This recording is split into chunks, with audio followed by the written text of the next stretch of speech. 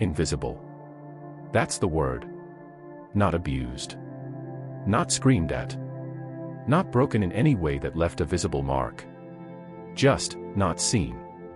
Before we go further, this video is here to help you understand certain patterns, not to label or diagnose you. Whatever you feel as you watch, that's yours. You're safe here. Your feelings were inconvenient. Your needs were too loud.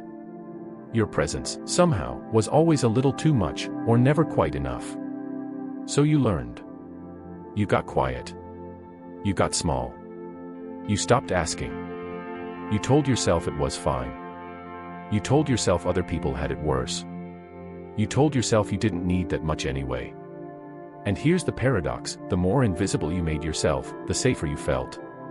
Staying small was the strategy that kept you from being dismissed again. But that strategy didn't stay in childhood. It followed you into your relationships, into your career, into the way you speak, or don't speak, in rooms full of people who would genuinely want to hear you. If no one taught you that you were worth being seen, you never quite learned how to be seen. That's what this video is about. If you clicked because something in that title felt uncomfortably familiar, you're in the right place.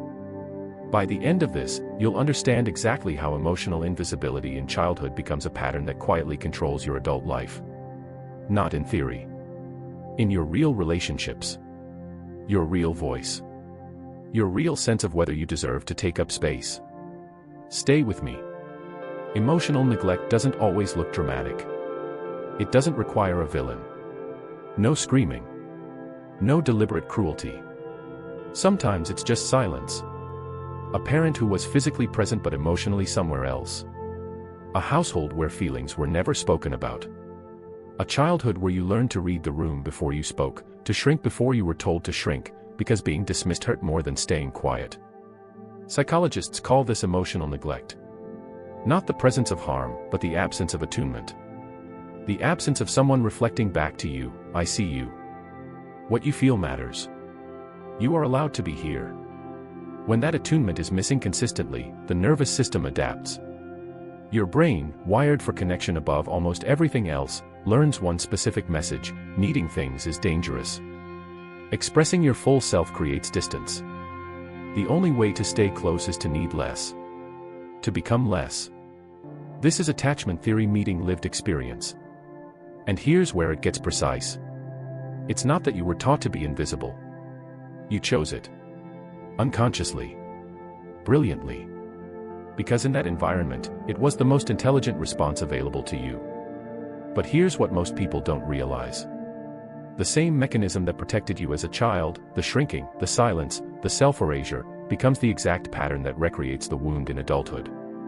You learned to disappear so you wouldn't be rejected. But now, as an adult, you disappear before anyone gets the chance to accept you. You erase yourself from the story. And then you wonder why you feel alone. This part matters. You might notice it in relationships first. You say you're fine when you're not. You adjust your needs to match whoever you're with. You wait for the other person to lead, to choose, to define what the relationship is, because somewhere inside, you never fully trusted that your presence was wanted just as it is. You might notice it in conflict. Or rather, in how hard you work to avoid it. Not because you're passive. Because you were trained to believe that having real needs, inconvenient needs, puts love at risk. This often shows up in your career too. The idea that gets swallowed in a meeting because it didn't feel safe enough to say out loud. The opportunity not pursued because some quiet internal voice said, "Who are you to want that?"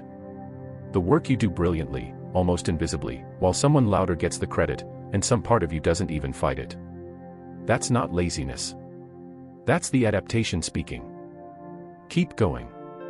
And in your inner dialogue, the most private space you have, the pattern often runs hardest. You minimize your own pain. You edit your own stories before you even share them. You talk yourself out of needs that are completely human and reasonable, because somewhere in your formation, you learned that your feelings were less important than keeping the peace. You were never too much. You were just in a space too small to hold you. Read that again. Slowly. Let's slow down here for a moment. Because everything we've named, the silence, the shrinking, the invisible presence in rooms and in relationships, none of it was weakness. It was intelligence. It was your nervous system doing exactly what nervous systems do, finding the safest path through an environment that wasn't safe enough. You didn't fail to develop. You developed precisely for the conditions you were in. The child who made themselves invisible was not broken. That child was surviving. And the adult hearing this right now, they deserve to know that. So what does the shift look like? Not overnight. Not a single realization that undoes years of patterning. The nervous system doesn't work that way, and anyone who tells you it does isn't being fully honest with you. But awareness is where it starts. Not forced confidence. Not performing visibility before it feels real. Just noticing. Noticing when you shrink. When you edit yourself. When you say you're fine and feel that familiar flattening in your chest that tells you that's not quite true. Here's the honest question underneath all of this: if you stopped making yourself invisible, what do you actually fear would happen? That question is where the real work begins. Small experiments help. Saying one thing you actually think in a conversation and letting it land. Expressing one need without immediately softening or apologizing for it. Not because you have to perform boldness, but because your system needs evidence that being seen doesn't have to end in dismissal. It's slow. It's unglamorous. And it is the most important work you can do.